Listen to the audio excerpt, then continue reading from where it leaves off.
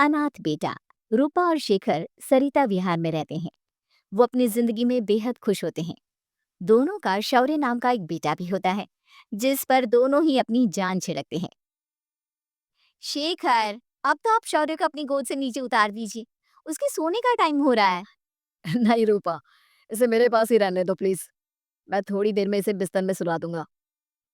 लेकिन कल सुबह आपकी ऑफिस में मीटिंग भी तो है ना, और इसके लिए आपको कल जल्दी भी तो निकलना होगा। जाइए, आप भी जाकर सो जाइए।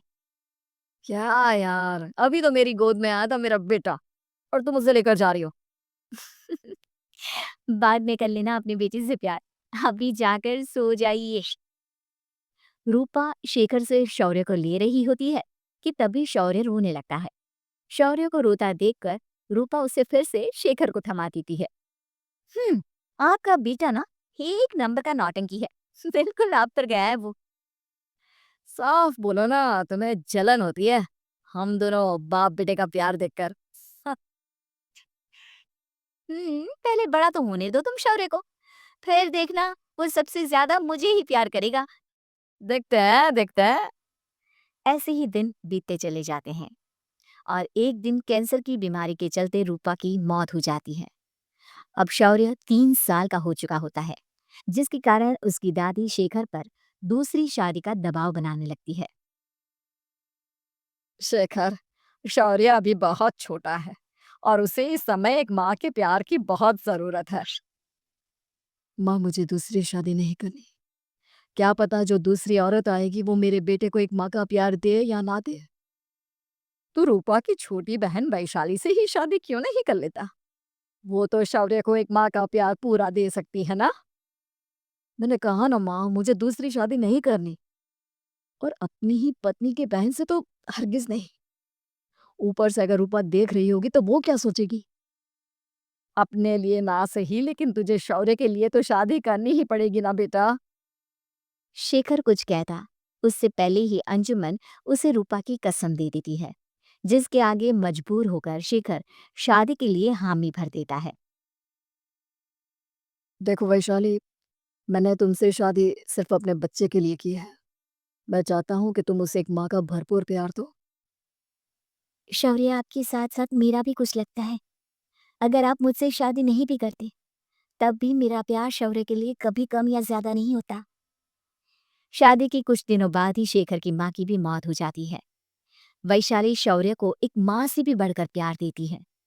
शौर्य को लेकर वैशाली का यूं निस्वार्थ प्यार देखकर शेखर को भी उससे प्यार हो जाता है और कुछ सालों बाद शेखर और वैशाली का भी लड़का हो जाता है। लेकिन इसके बाद वैशाली का शौर्य को लेकर बर्ताव बदलने लगता है। वैशाली, मैं देख रहा हूँ तुम आजकल शौर्य का जरा भी ध्यान नहीं रख रही हो। मुझे पता नहीं था कि आदित्य के होने के बाद तुम इतना बदल जाओगी। आदित्य मेरा अपना सगा खून है और शौर्य दीदी का। फिर मैं दोनों में अंतर कैसे नहीं करूं? माँ भले ही दोनों के अलग अलग हैं, लेकिन पिता तो एक है ना। अगर मुझे पहले पता होता कि तुम इतनी जल्दी बदल जाओगी तो मैं कभी तुमसे शादी ही नहीं करता। हाँ, तो किसने कहा था आपसे मुझसे शादी करने के लिए? मैं थोड़ी ना आई थी आपके पास। आपकी माँ ही आई थी मेरे घर आपका रिश्ता लेकर। वैशाली, मुझे तुमसे ऐसी उम्मीद नहीं थी। गुस्से में शेखर अपना पैर पटकता हुआ शौर्य को वहां से लेकर चला जाता है। पापा, मम्मा मुझसे प्यार क्यों नहीं करती? क्या मैं उनका सगा बेटा नहीं हूँ, इसलिए मुझसे प्यार नहीं करती? मम्मा नहीं करती तो क्या हो बेटा, पापा तो करते हैं ना आपसे प्यार। कुछ दिनों के बाद, आज तुझे खाना पीना कुछ नहीं मिलेगा। चल चुपचाप से अपने रूम में जाकर सो जा। माँ, अब भाई को खाना क्यों नहीं दे रही हो? बेटा तू आराम से खाना खा। इस नालायक की चिंता मत कर। एक दिन खाना नहीं खाएगा तो मर नहीं जाएगा ये। अगर भैया नहीं खाएंगे तो मैं भी नहीं खाऊंगा। तू अपने भाई का भक्त क्यों बन रहा है? ये तेरा सौतेला भाई है, सगा नहीं जो तू लक्ष्मण बन रहा है। माँ, आपको इतना भी नहीं मालूम? श्री राम और लक्ष्मण सगे भाई नहीं थे। श्री राम माता कौशल्या और लक्ष्मण माता सुमित्रा की कोख से जन्मे थे। दोनों की सिर्फ पिता एक थे, लेकिन माँ अलग थी। मुझे ज्यादा ज्ञान देने की जरूरत नहीं है। ये सतयुग और त्रेता युग नहीं है, समझे? हाँ यार, बड़ा भाई का चमचा। इतना कहकर वैशाली वहां से चली जाती है, जिसके कुछ टाइम बाद शेखर वहां आता है और आदित्य उसे सारी बात बताता है। मुझे माफ कर दो शौर्य। तुम्हारी माँ के जाने के बाद मुझे दूसरी शादी का फैसला करना ही नहीं चाहिए था। अगर मैं दूसरी शादी नहीं करता तो शायद आज तुम्हारी ये हालत ना होती। नहीं पापा, अगर आप शादी नहीं करते तो मुझे आदित्य जैसा छोटा भाई कभी नहीं मिलता। थैंक यू, मुझे इतना अच्छा भाई देने के लिए। तुम दोनों हमेशा ऐसे ही साथ रहना, फिर कोई भी तुम दोनों का कुछ नहीं बिगाड़ पाएगा। चलो, मैं तुम दोनों को आइसक्रीम खिला के लाता हूँ। बहुत भूख लग रही है ना? शिखर शौर्य और आदित्य को आइसक्रीम दिलाने लेकर जाता है। वो दोनों को पार्क में खड़ा करके आइसक्रीम लेने जा ही रहा होता है, तभी तेज रफ्तार से आती हुई एक गाड़ी उसे कुचल देती है और उसी पल शेखर की मौत हो जाती है, जिसके बाद शौर्य की जिंदगी नर्क से भी बदतर हो जाती है। सुन रहे चिरकुट, इस घर के किसी भी सामान को मेरी मर्जी के बगैर हाथ मत लगाना। इन सब पर अब तेरा कोई हक नहीं है, समझा? ठीक है माँ, मैं आपकी इजाजत के बगैर किसी चीज को हाथ नहीं लगाऊंगा। चल, जाकर अब पूरे घर की सफाई कर। महज 7 साल का शौर्य वैशाली के कहने पर अपने नन्हे नन्हे हाथों से पूरे घर की सफाई करने लगता है। ऐसे ही दिन बीतने लगते हैं, लेकिन मासी से माँ बनी वैशाली को उस मासूम से बच्चे पर जरा भी तरस नहीं आता। क्यों शौर्य, ये घर में इतनी गंदगी कैसे हो रही है? ढंग से सफाई नहीं की है क्या तूने? माँ, मैंने तो अच्छे से सफाई की थी, लेकिन आदित्य बार बार इधर उधर चलकर गंदा कर देता है। अच्छा, खुद से एक काम ढंग से नहीं होता और अपनी गलतियों का जिम्मेदार मेरे बेटे को ठहराता है। इतना कहकर वैशाली बांस का डंडा उठाकर शौर्य को जोर जोर से मारने लगती है। तभी वहां वैशाली के मायके वाले भी आ जाते हैं और उसकी सारी करतूतें देख लेते हैं। माँ, मैं ऐसा क्या करूं जिससे आप मुझे भी आदित्य के जितना प्यार करोगी? बोलिए ना माँ, मेरे क्या करने से आपके अंदर मेरे लिए ममता जागेगी? वैशाली शौर्य की एक नहीं सुनती, उसके ऊपर डंडे बरसाती जाती है। हद पार होते देख वैशाली की माँ उसका हाथ पकड़ती है और जोर से उसे थप्पड़ मारती है। यही सब करने के लिए तूने दामाद जी से शादी की थी?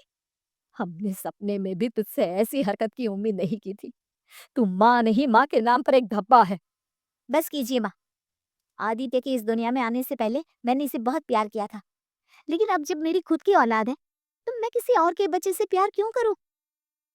अरे नालायक औरत, जिसे तू किसी और का बच्चा कह रही है, वो तेरी खुद की सगी बहन का बच्चा है। बहन है तो क्या हुआ, मेरे अपने बच्चे से बढ़कर तो नहीं हो सकता ना ये कभी। अगर यही बात थी तो तू हमें पहले बता देती। हम शौर्य को अपने साथ ले जाते। उससे इस तरह प्रताड़ित करने की क्या जरूरत थी? अगर आपको लेकर जाना है ना तो ले जाइए इसे, मैं नहीं रोकूंगी। नहीं माँ, मुझे कहीं नहीं जाना, मुझे आपके साथ ही रहना है। मैं तेरी कोई माँ बाबा नहीं हूँ, तेरी माँ मर चुकी है, समझा? अब निकल जा मेरे घर से। माँ, अब बहुत गंदी हो, मुझे भी नहीं रहना आपके साथ, मैं भी भाई के साथ ही जाऊंगा। अरे तू क्यों जाएगा, तू तो मेरा सगा बेटा है, जाने दी से।